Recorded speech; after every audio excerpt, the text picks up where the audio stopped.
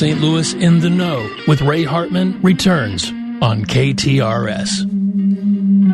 Joining us now is Sarah Bernard. She is co-founder and COO of Inclusively. Welcome to the program. Thank you for having me. And it says here, Inclusively is a professional network that connects candidates with disabilities, mental health conditions, and chronic illnesses to job opportunities and inclusive employers.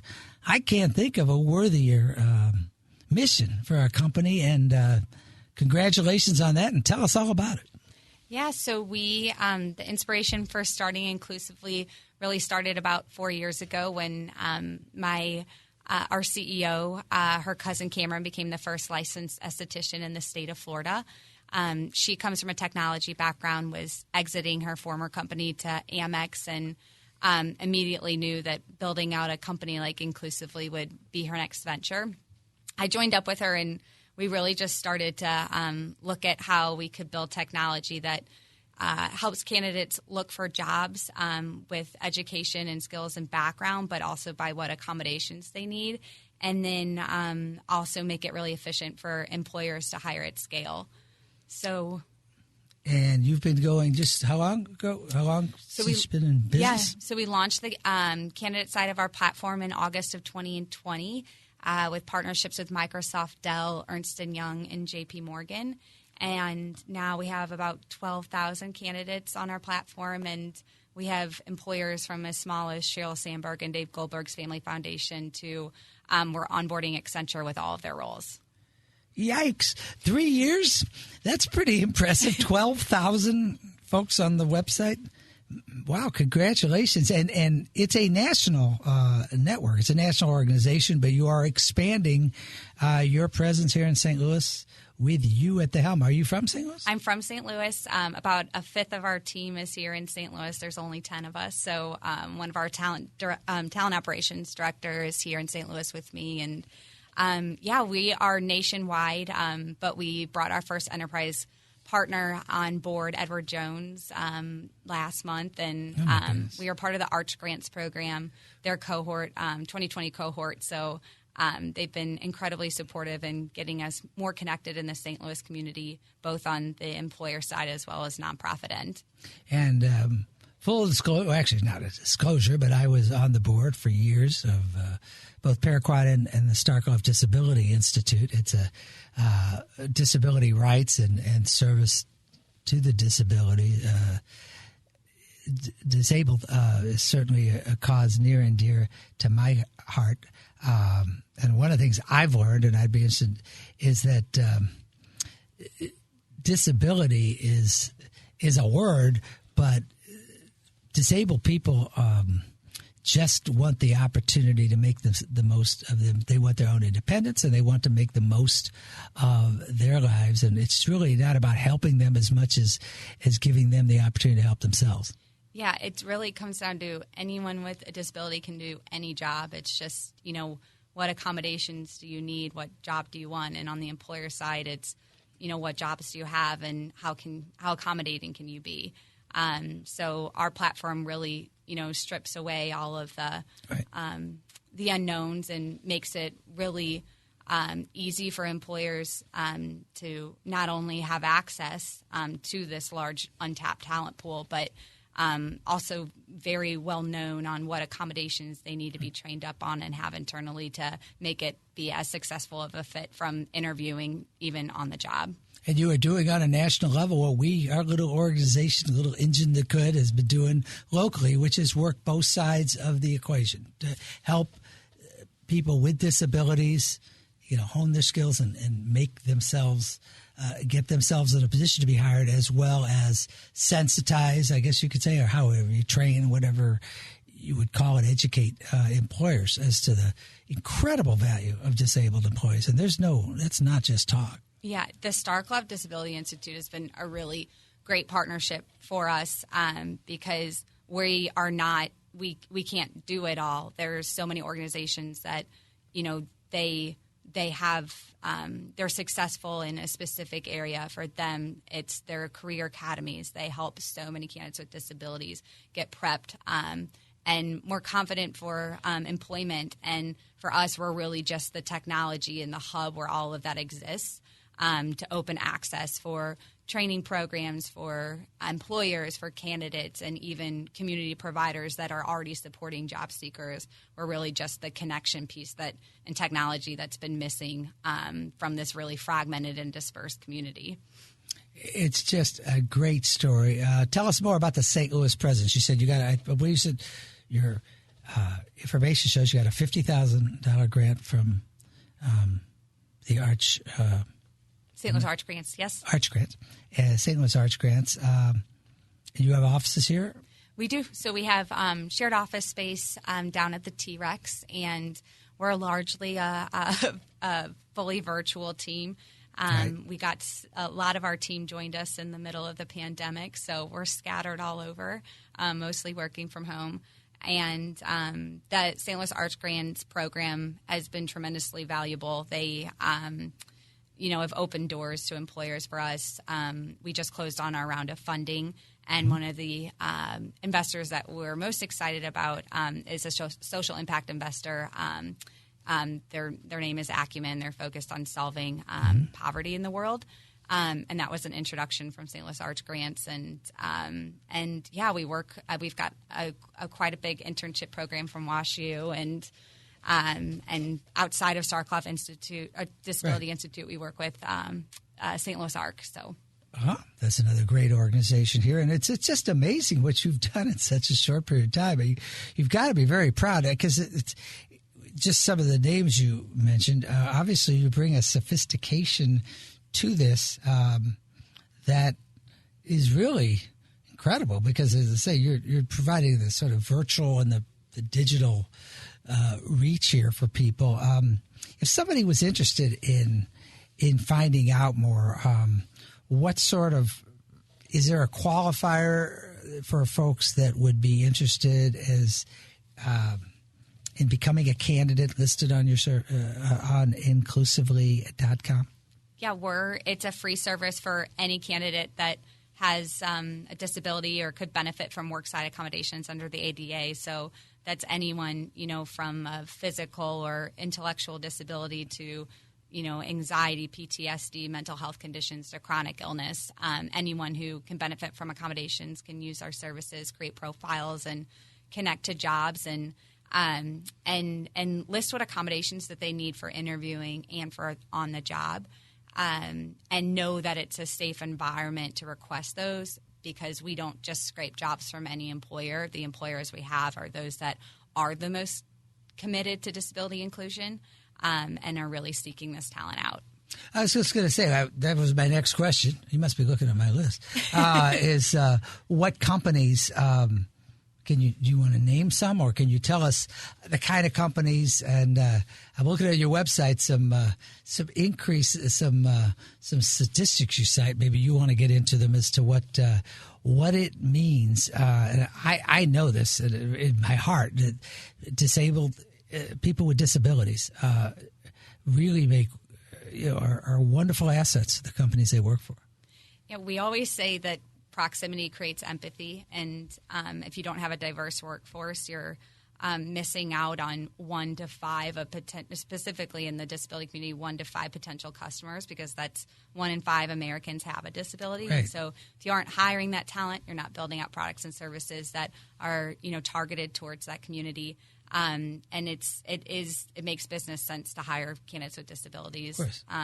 There's also no secret shortage of skill in this country, and this is an untapped pool of talent that can be upskilled and is a great way to kind of fill out that shortage of talent that exists. Absolutely. So who are some of the companies? You want to drop some names for me? Yeah, so we work, I mentioned Microsoft, Well, Dell. you mentioned Microsoft. Yep, Right. and Ernst & Young. We, Charles Schwab. We work with Sheryl Sandberg, Dave Goldberg Family Foundation. We're working with CoreSight Research, Beacon Health System. Those are kind of smaller organizations.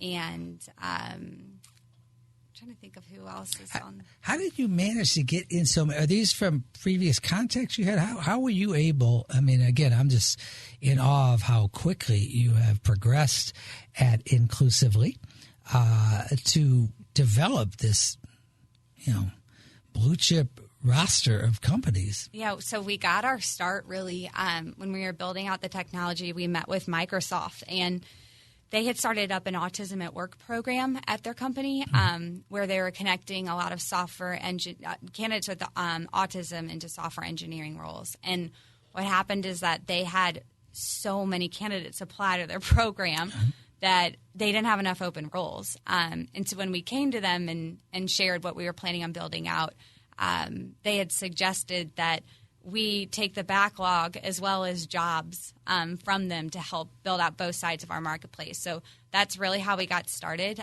We're disability agnostic, so although we got started really sourcing candidates from the autism community, we've since expanded across every type of disability and now industry and job type. But that's how we got started. We are speaking to Sarah Bernard. She is a founder and COO of Inclusively. How has you referred to the fact that your office is the right word, virtual, or is it, what is it? I don't know. Remote. I'm a remote. I don't know. I'm too old to know these terms. But how has the pandemic and now more companies working remotely, how has that impacted your work? Because I would think that to the extent some people have mobility issues, I would think this would be a very positive thing for those individuals. Absolutely. So remote work is the number one requested accommodation that candidates with disabilities make that's most often denied. Mm-hmm. And before the pandemic, we had a lot of organizations who had roles that said that simply could not be accommodated for. But that's since changed. So now that all of those roles have been made remote, as people are returning to the office, we're holding those employers accountable to keep those jobs remote as an accommodation for our candidates. And just in general, it opens the door far more than ever in the past. So I think that is one of the silver linings of the pandemic, is that it just opens up incredible opportunity to roles that may not have been remote in the past. On our side, it was a scary time to launch an employment platform when almost every company was on a hiring freeze. Well, yeah, there's that. Yeah. I mean, the pandemic's not all good in any respect for anybody. But it's been great to finally see hiring start to pick back up and placements happening, interviews taking place, and to really see this start to be successful. We're talking again to Sarah Bernard, COO, co-founder, I guess, of Inclusively. And Sarah, you mentioned holding people. How do you hold them accountable? These are some pretty big companies. Is it you kind of because they get the benefit of being on your site? I guess that gives you some leverage. Yeah, so we're funded fully on the employer side. They pay to post jobs on our site, and it flexes based off of if they're posting a few or all of them, if they have access to our whole candidate database, or they only have access to the candidates that are connecting to their jobs. And it's really clear if we're sending a lot of candidates their way and they're not interviewing them. We are not one of those platforms that we're too expensive for employers just to be posting their jobs for compliance reasons. These are employers that we really push on them. If they're not interviewing, it's why. Do you need more training? If you need training, we'll get you connected with the resources. And, the data speaks. So if the numbers aren't ticking upwards, then they hear from us. Without naming names, have you had people you've had to say, sayonara, you're not doing what we need you to do? Have you had to do that? We haven't said sayonara, but we have had to reposition how we're working with organizations and get them connected with more training if there had been unsuccessful, interviews or job placements, or, helping them better understand what accommodations can make it a more productive work environment for the candidates that we have. Maybe give them another reading of the Americans with Disabilities Act, for example. I just happen to hear a copy we'd like to forward, and you might want to reread it at your leisure, like now.